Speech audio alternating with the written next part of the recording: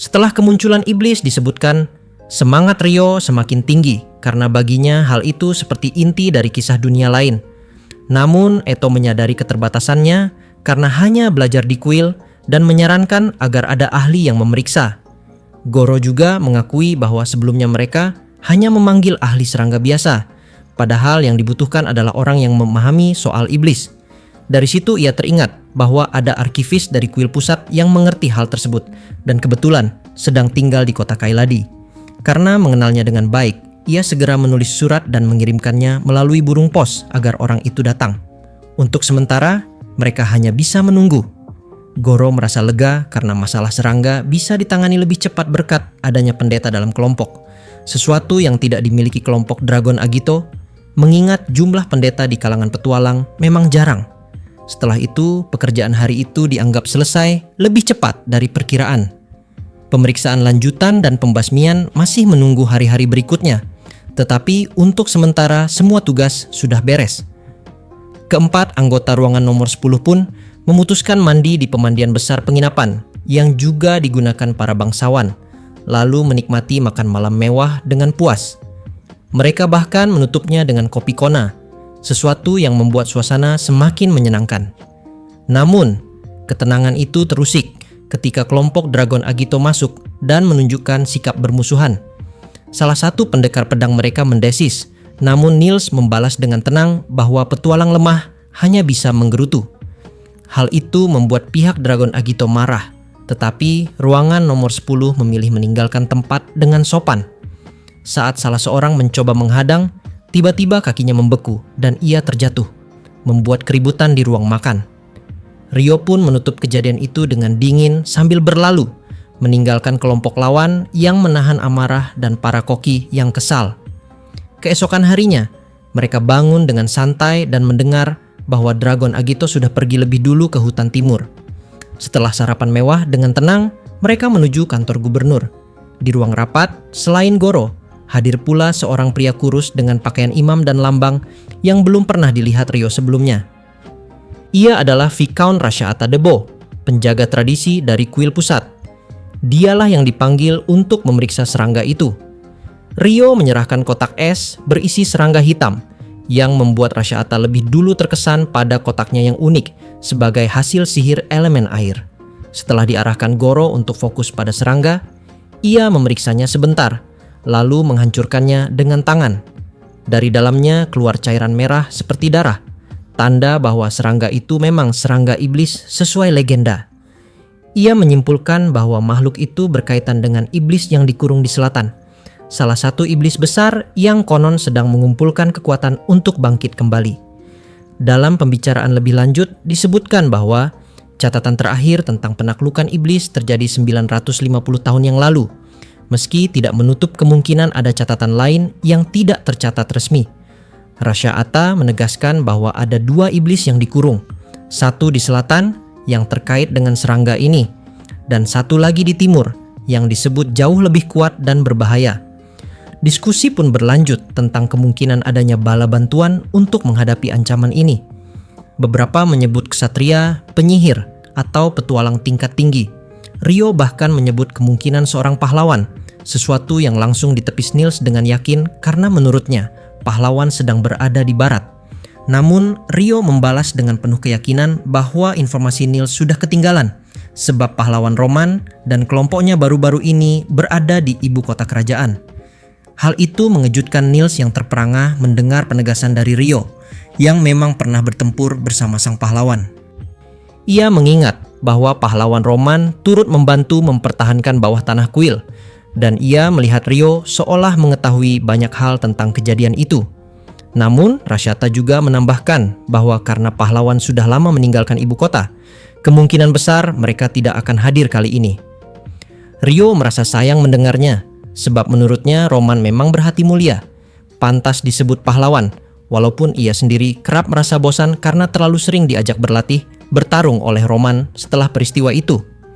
Di tengah percakapan itu, Goro kembali ke ruang rapat dengan kabar bahwa ia telah mengirim laporan singkat ke ibu kota, juga ke Lund dan Kailadi. Rio terkejut mendengar bahwa semua itu diselesaikan dalam waktu kurang dari 30 menit. Goro menjelaskan dengan santai bahwa laporan sebelumnya sudah hampir rampung. Ia hanya menambahkan poin penting, meminta transkripsi, dan segera mengirimkannya ke semua pihak terkait. Rashyata memuji efisiensi Goro, lalu menanyakan apakah ia tidak berniat kembali ke ibu kota. Namun Goro menolak, menyatakan betapa ia menyukai desa ini, terutama kopi kona yang selalu menemani. Seolah menguatkan kata-katanya, pintu terbuka dan 6 cangkir kopi kona masuk, menjadi penutup manis dari sesi rapat. Setelah itu, Rashyata berpamitan untuk kembali ke Kailadi. Ia sempat tertawa bahwa dirinya mungkin telah meninggalkan pekerjaan di tengah jalan. Namun berkat hal itu, ia bisa menyaksikan langsung serangga iblis. Ia berniat menyelesaikan tugasnya dan segera kembali lagi. Usai Rashyata keluar, Goro menjelaskan lebih jauh tentang sosoknya. Dahulu Rashyata sempat meninggalkan jabatan pendeta demi mewarisi gelar Viscount, tetapi kualitasnya sebagai penjaga tradisi dianggap begitu penting sehingga kerajaan dan kuil memberinya pengecualian untuk kembali menjabat, meski hal itu mustahil bagi kebanyakan orang. Eto, yang mendengarkan, terkejut besar. Ia baru menyadari betapa langkanya pengecualian itu, bahkan lebih langka daripada kedudukan orang suci atau perawan suci. Niels pun akhirnya mengerti bahwa kombinasi pendeta dan bangsawan benar-benar hampir tidak pernah ada di negara-negara pusat. Dengan pembahasan itu selesai, Goro menekankan bahwa masalah serangga akan ditunda dulu. Laporan sudah selesai dan keputusan berikutnya ada di tangan ibu kota. Yang tersisa adalah kasus hilangnya orang. Di sini wajah Goro tampak muram. Ia menyinggung bahwa kelompok Agito Naga seolah menganggap pihak ruangan nomor 10 sebagai musuh. Eto meminta maaf, tapi Goro menenangkan bahwa bukan mereka yang salah.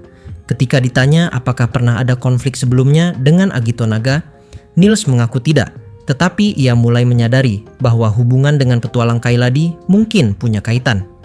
Eto menambahkan kemungkinan ada dendam lama, entah dari kelompok yang pernah mundur dengan luka berat atau yang ditolak di gerbang.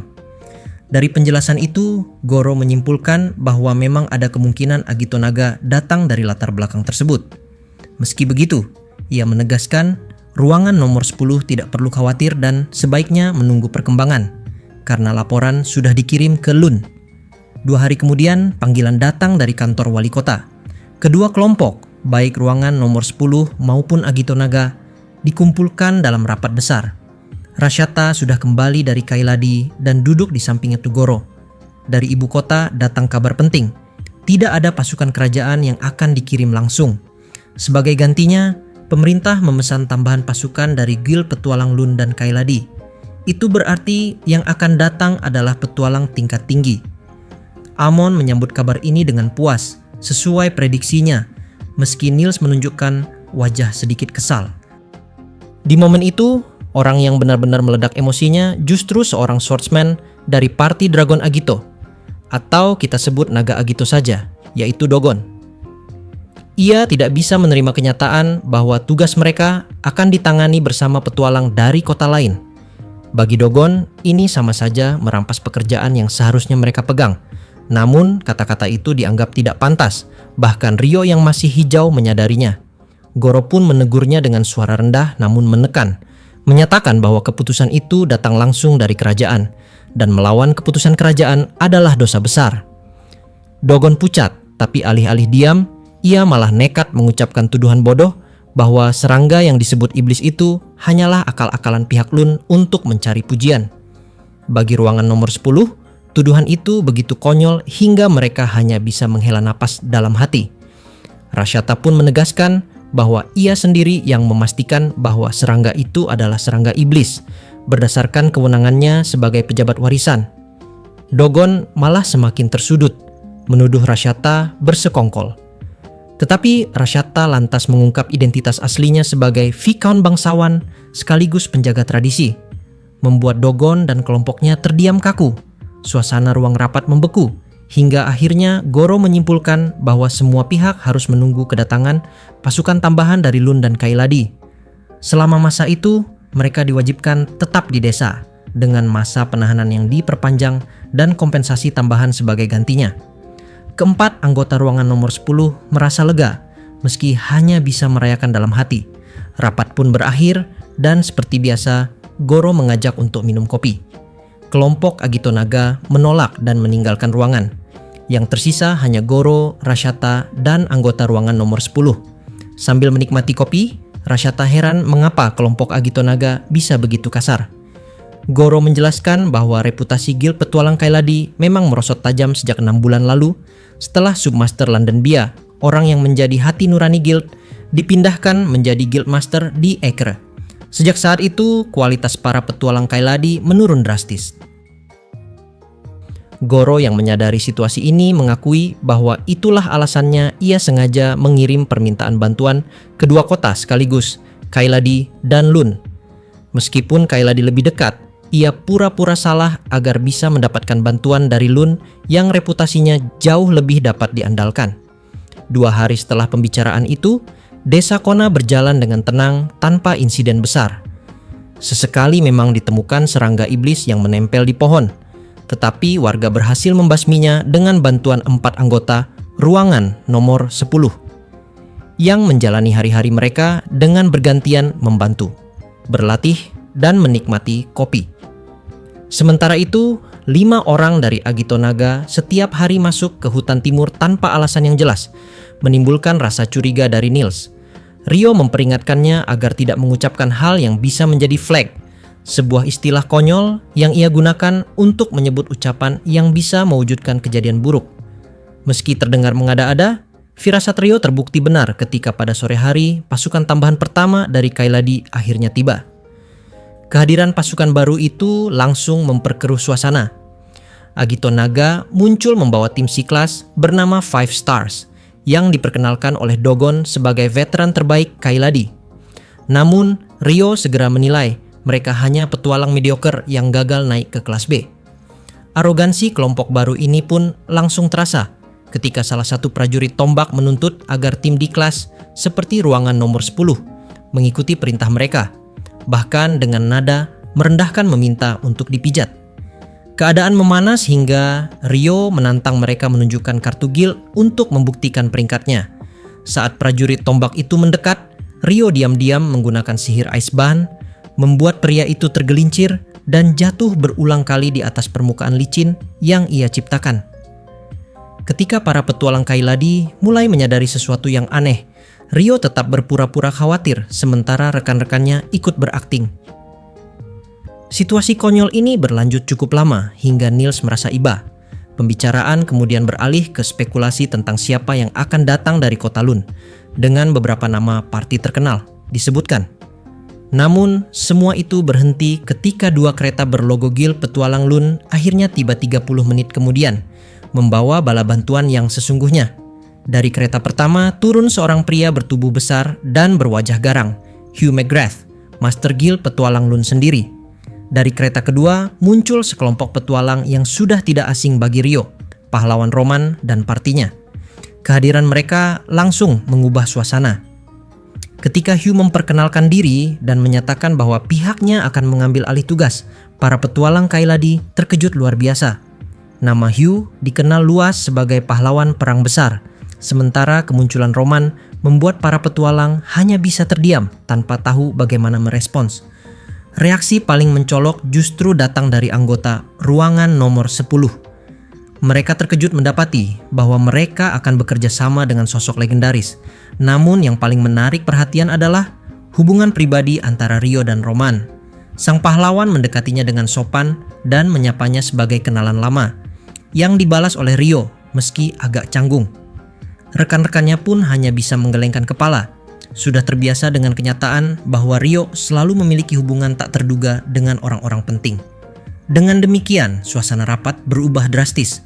Kedatangan pasukan tambahan dari Lun, yang terdiri dari Master Guild sendiri dan sang pahlawan beserta partinya, menandai dimulainya fase baru dari operasi di Desa Kona. Kekuatan dan reputasi mereka jelas menempatkan posisi Guild Lun jauh di atas Kaeladi, sekaligus memberikan harapan baru untuk penyelesaian masalah yang tengah dihadapi. Kedatangan Hugh McGrath sebagai Master Guild Lun bersama parti pahlawan membuat Daikan Goro sangat lega. Ia menyambut mereka dengan wajah penuh rasa syukur, merasa tidak ada bala bantuan yang lebih bisa menguatkan hati selain kehadiran langsung sang Master Guild dan parti pahlawan. Sementara itu, Ryo yang melihat kondisi ini hanya bergumam pelan tentang bagaimana perbandingan yang begitu kontras dengan Guild Kaeladi. Gumaman yang ternyata didengar Hugh.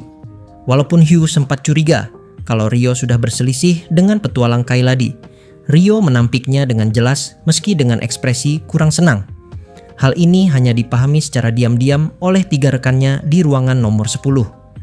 Setelah beristirahat sejenak, Hugh mulai mendalami inti persoalan. Ia menanyakan kepada Rashatta mengenai lokasi yang diduga menjadi tempat tidur iblis.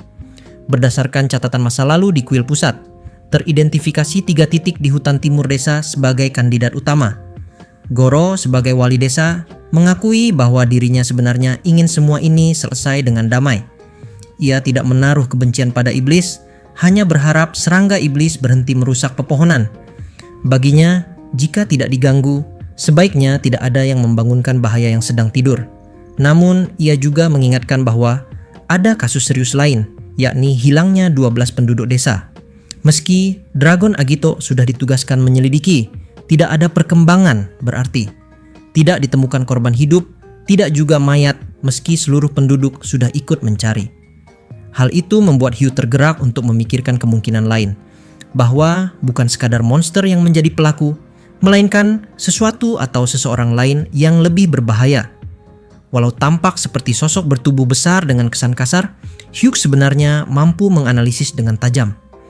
Ia menyadari bahwa untuk mencapai tingkatan puncak sebagai petualang kelas A, kecerdasan sama pentingnya dengan kekuatan.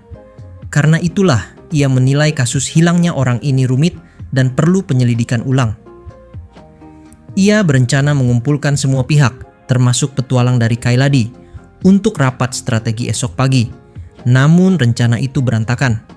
Pagi berikutnya, ketika Ryo, ruangan nomor 10, dan kelompok pahlawan sudah menunggu hampir 1 jam di ruang rapat besar, tak satu pun petualang Kaeladi hadir. Goro datang dengan napas terengah-engah, melaporkan bahwa kelompok itu sejak pagi buta sudah masuk hutan sendirian.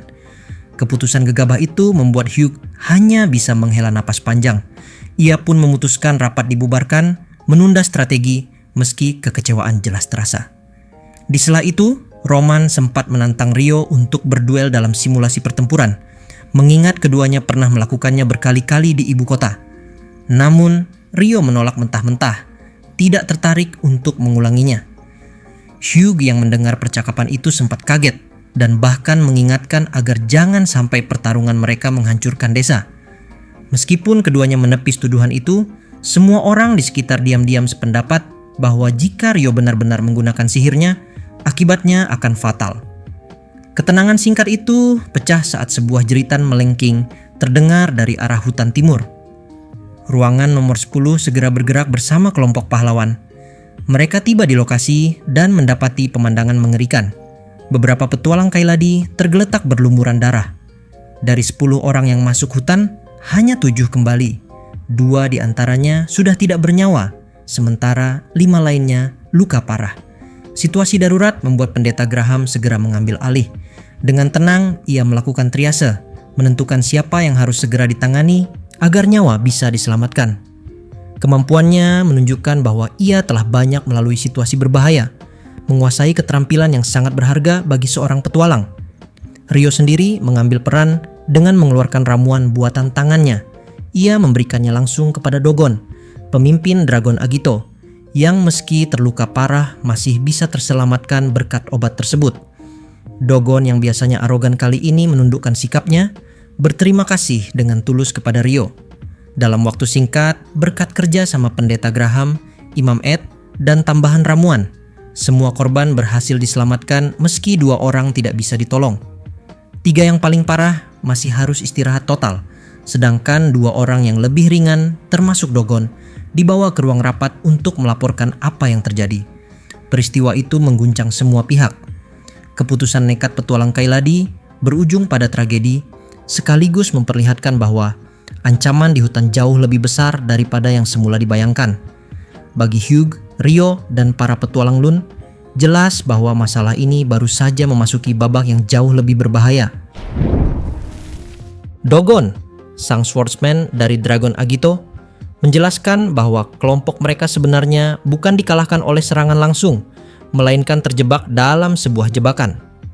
Pernyataan itu membuat Hugh, Pendeta Graham, dan penyihir tanah Belrock sama-sama mengernyit, karena jelas jebakan semacam itu bukanlah sesuatu yang biasa. Petualang kelas D atau C tidak mungkin terjebak ke dalam jebakan sederhana buatan manusia, sehingga hanya ada satu kemungkinan. Ada makhluk cerdas yang mampu memasang jebakan untuk menjebak manusia. Hugh, dengan pengalamannya sebagai mantan petualang kelas A, segera menganalisis kemungkinan tersebut dalam benaknya.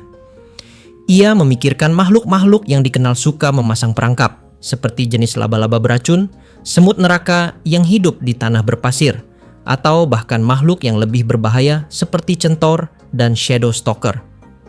Semua kandidat itu sangat merepotkan, sehingga sekadar membayangkan keberadaannya di hutan timur desa sudah cukup mengganggu pikirannya. Dogon akhirnya menjelaskan bahwa jenis jebakan yang menjebak kelompoknya adalah jebakan lubang. Mendengar hal itu, baik Hugh maupun Graham langsung menganggapnya bodoh, karena lubang jebakan adalah salah satu perangkap paling dasar yang umumnya dipasang manusia. Namun, hal yang membuatnya berbeda adalah penyamaran lubang tersebut, yang ternyata begitu sempurna hingga tidak disadari bahkan oleh para pengintai berpengalaman dari kelompok Dogon dan Five Stars. Dalam formasi normal, mereka memiliki pengintai di depan dan belakang serta penyihir di tengah. Namun saat kejadian itu, 3 orang di barisan depan, termasuk pengintai, justru jatuh ke dalam lubang tanpa menyadarinya. Dogon kemudian menjelaskan bahwa 7 orang lain yang tersisa berusaha menyelamatkan mereka dengan mengeluarkan tali dan bersiap melakukan evakuasi. Anehnya, tidak ada serangan sama sekali selama proses persiapan itu, seolah musuh memang menunggu waktu yang tepat. Saat usaha penyelamatan dimulai, barulah serangan datang. Meskipun kelompok itu tetap waspada, musuh yang menyerang mereka ternyata terlalu kuat. Menurut Dogon, musuh tersebut tampak seperti manusia, tetapi memiliki kemampuan fisik yang tidak normal. Ia bisa melompat ke atas pohon hanya dengan 1 lompatan, tidak membawa senjata, dan menyerang hanya dengan kuku panjang yang tajam. Namun yang paling mengerikan adalah matanya yang merah menyala, meninggalkan kesan mencekam pada siapapun yang melihatnya. Namun, di saat Hugh McGlass sudah dekat dengan kesimpulannya, maka video pun sudah lebih dulu berakhir dan bersambung pada kesempatan berikutnya. Yang jelas, episode berikutnya, Rio akan melawan pasukan vampire.